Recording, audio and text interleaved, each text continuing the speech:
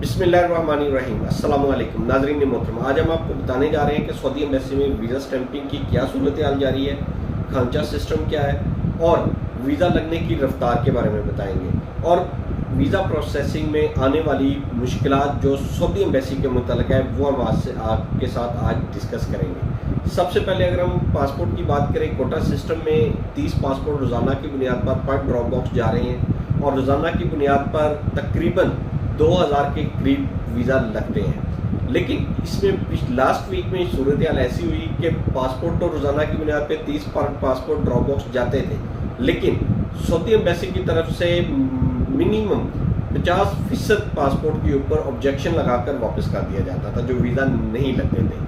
यही सूरत हाल इस वीक में भी जारी है, लेकिन इस वीक में रिजेक्शन रेशो कम है कंपैरेटिवली लास्ट वीक के। वीज़े लगने का अमल बहुत सुस्त रवि का शिकार है। मसले मसाइल एज इट इज़ है।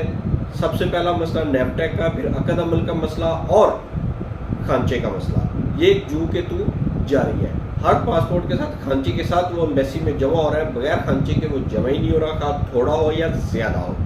पिछले दिनों कुछ ज़्यादा हुआ था, लेकिन आजकल थोड़ी सी कमी आई है उसमें। वो इस वजह से आई है कि नेफटेक पासपोर्ट का खांचा मुकम्मल तौर पर बंद हो गया है, नेफटेक होने शुरू हो गया और प्रेशर एम्बेसी के ऊपर कम हो गया है। जब नेफटेक का खांचा चल रहा था प्रेशर डबल था और जो नॉर्मल पासपोर्ट था वो सबमिशन में जाने के लिए खांचा मांगते थे। इसी वजह से सऊदी एम्बेसी में मुश्किलात थी और वीज़ा डिले हो रहा था। इवन इस हद तक डिले हो रहा था कि रमज़ान शरीफ में होने वाले मेडिकल के वीज़ा जो थे वो एक्सपायरी हो रही थी मई के महीने में और मई के आगाज़ में ही वो वीज़े लगे। उसके बाद उनकी एक्सपायरी बिल्कुल करीब थी, यानी कि 1 से 2 दिन सिर्फ रहते थे, तब वो जाके वीज़े लगे। यानी 2-2 महीने हर पासपोर्ट को वेट करना पड़ा एम्बेसी के बाहर सिर्फ वीज़ा स्टैंपिंग के इंतज़ार में। तो उम्मीद करते हैं ये सारे मामला आइंदा आने वाले दिनों में बेहतर होंगे। अगर पिछले साल में भी ये इसी तरह हम वीडियो भी बना रहे थे और आपको बता रहे थे और अल्लाह ताला से बेहतरी की भी दुआ कर रहे थे, लेकिन जैसे ही बकरा ईद आई तो हालात मज़ीद बदतर हो गए, खांचा सिस्टम भी ज़्यादा हो गया और नेफटेक आने के बाद जाके थोड़ा सा सुकून मिला था।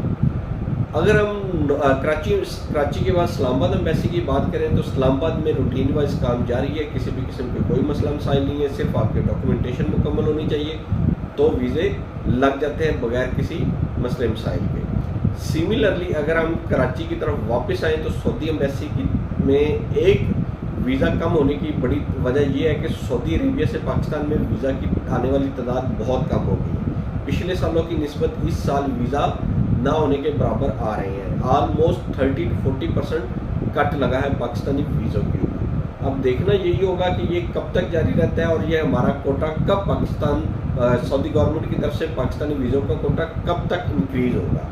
इंशाल्लाह हम आपको अपडेट देते रहेंगे उस वक्त तक के लिए। अल्लाह ताला आपका हामी नासिर हो। अल्लाह।